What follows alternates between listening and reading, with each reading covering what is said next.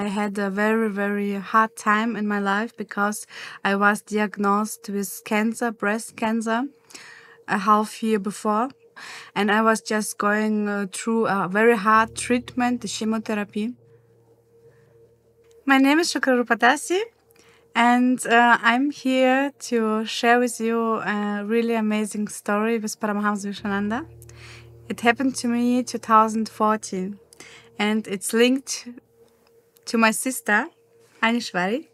Jai my name is Anishwari Dasi, and I know Paramahamsą Vishwanandę since now 10 years, since 2013. And yes, since then, a lot of miracles happened. And I also would like to share today this amazing miracle. It was a very interesting day because on that day I again had to go to the treatment. It takes about 3-4 hours. It's a very long therapy. Then you sit there on a very nice chair, and I don't know what moved me to accompany her to that chemotherapy, but I was very insisting. I was really thinking I have to be there. I have to accompany her. Doesn't matter. Even I had little kids. I have the job, and it was in the morning during the week. So I come with you. I want to be there. I don't know why. I didn't have any logical reasons. And I was very surprised. So why you want to come with me? Why you want to spend time there? It's not necessary. But she was very insisting, no, I'm gonna come with you, I'm gonna come with you. I said, okay, then if you like to be there with me 4 hours, go for it, let's go. So we arrived in the hospital, and like usually you get the seat, and I got a nice seat, and my sister went out for 5 minutes, and they started to give me a kind of pre-medicine. They give it through a port. So we went there, and how she already said, she got her pre-medication, and I knew, okay, it will take now a few hours, let's go and get some coffee. And suddenly I felt very strange. And even in front of me, there was a lady sitting also on a chair. I was not able to call for help. And because it was very strange, it felt like going on an elevator up and down, up and down. And suddenly, like someone, like a hoover, take you, whoop, and pushes you out. And I felt like someone kicked me out of my body. It's like, bam. And here I was, standing in front of my body. I saw everything. I saw my body laying there on the chair. And I saw the room, but I wasn't attached to it at all. And it was like, I was there, but I was not there. I saw everything like through a waterfall.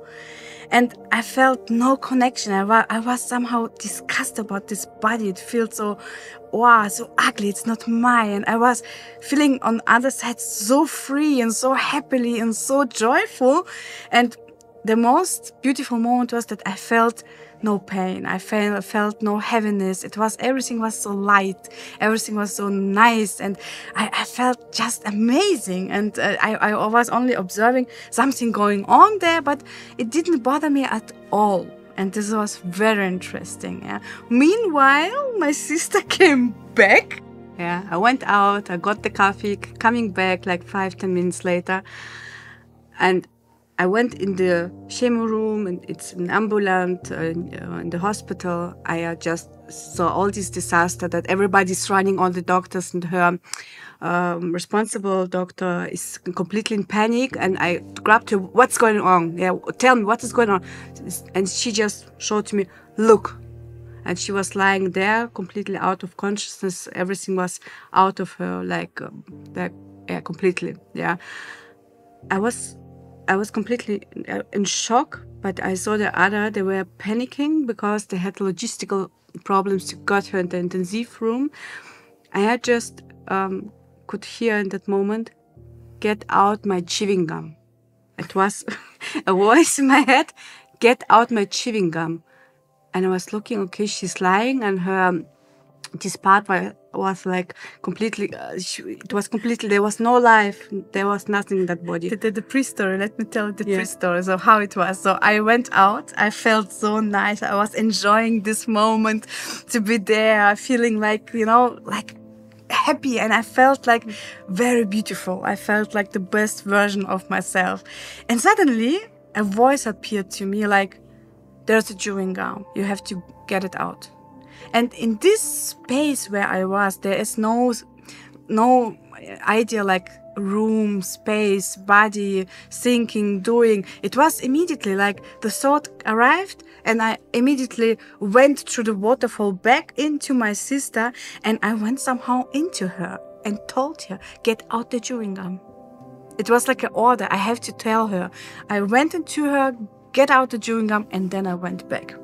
It's like my soul jumped into her to tell it to her because, you know, I had a very bad habit. I always had chewing gums. And that was very funny because after it, my sister told me, you were speaking to me. Very scary. I said, I know, it was so easily to get into you. And but for me, it was like, I get in and I get off, you know? And in that moment, it happened. Yeah. She received the information. I just heard, get off the chewing gum. And my situation, get out the chewing gum. My situation was that all the doctors are running and trying to organize themselves to get her on a bed, to bring her to the intensive station, but she's completely out of life.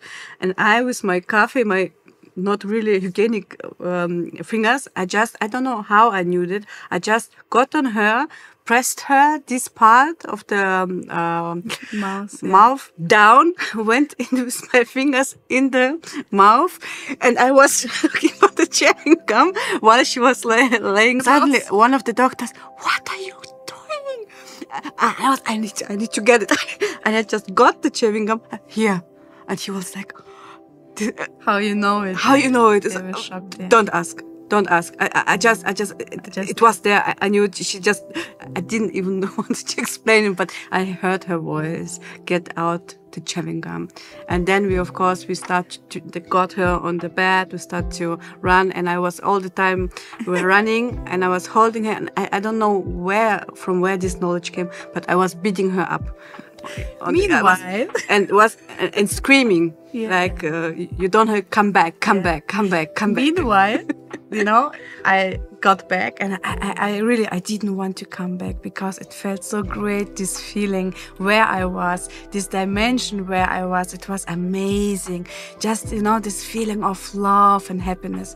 And suddenly, you know, I felt like I saw everything from the right side, like through a waterfall, but I have that feeling that this is not real. The real is there where I am now. The reality, what I saw, it's not me, it's not mine, it has nothing to do.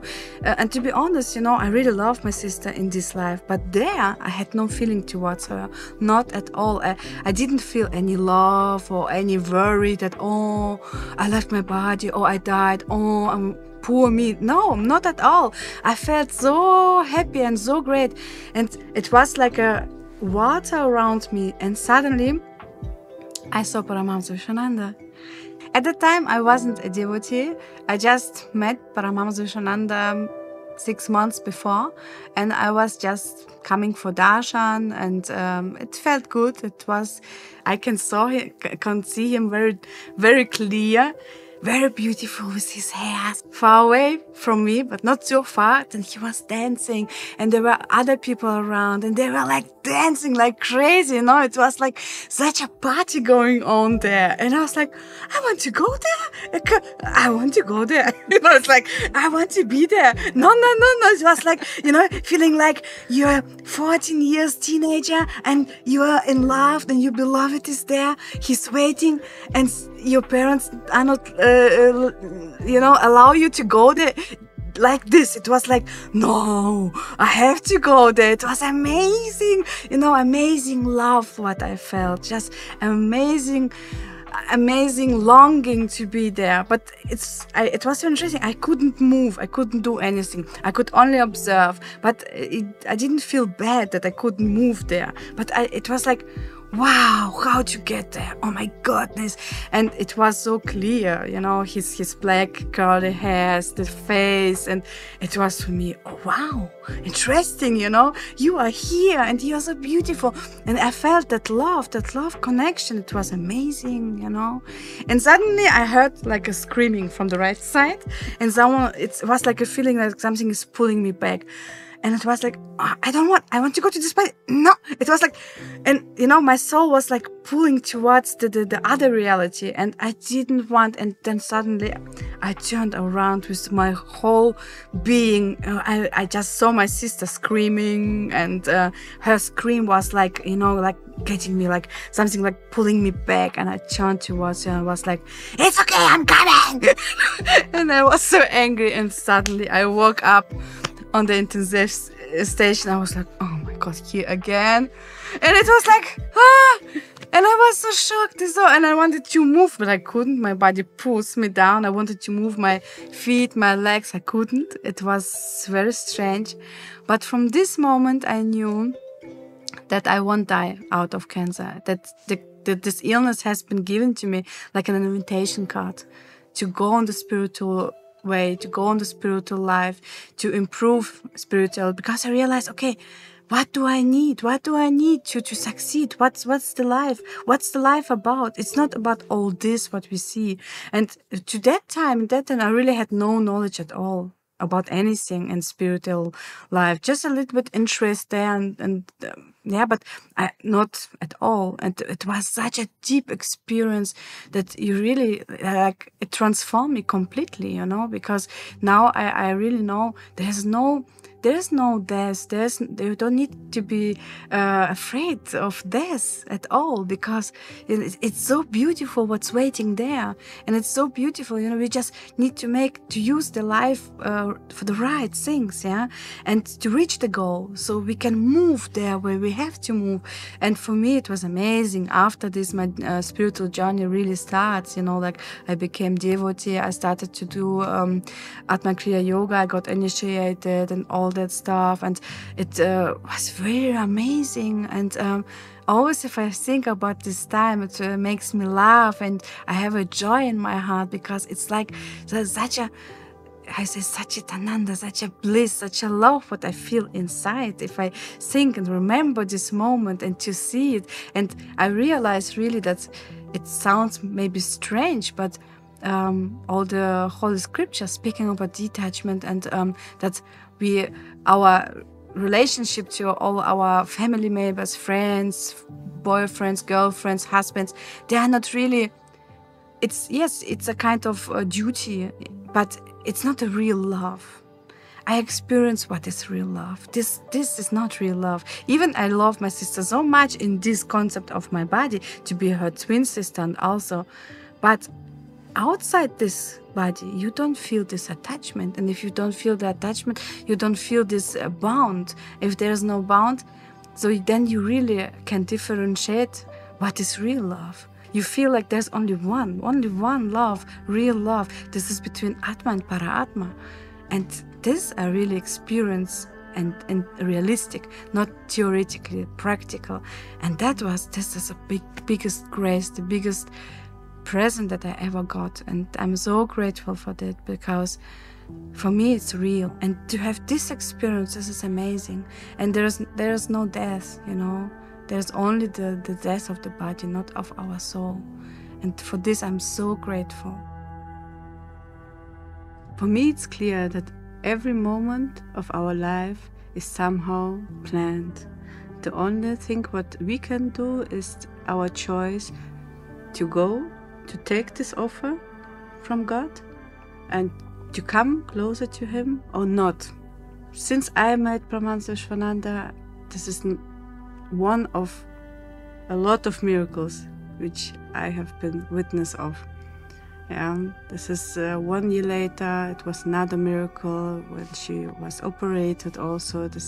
At that moment I still was not a devotee. I still was like a spiritual tourist, coming and going to darshan, enjoying. And what happened there, it was also absolutely amazing, absolutely great. I'm so grateful. He's completely taken care. Completely. It is the absolute proof that God does exist, and that we are not that body, that we are beyond that body, and this beyond what she was telling, it's so much more what we can even imagine. This crazy love, I mean, where everything becomes like wow, yeah, just you only see your beloved. I'm talking about this crazy love, and this love, this is actually the original love relationship what we have with God, what we feel. And I think that the most people, that's why they are so attached to it and running all their life behind this, because once they got a little glimpse of it, they never forget, because it's so touching. It touched you and transformed the whole life. But the people misunderstand it. They think it's about this person or about this man or woman or children. They get it too personalized on one person. No, it has nothing to do with it. Yeah, that's how I see it now.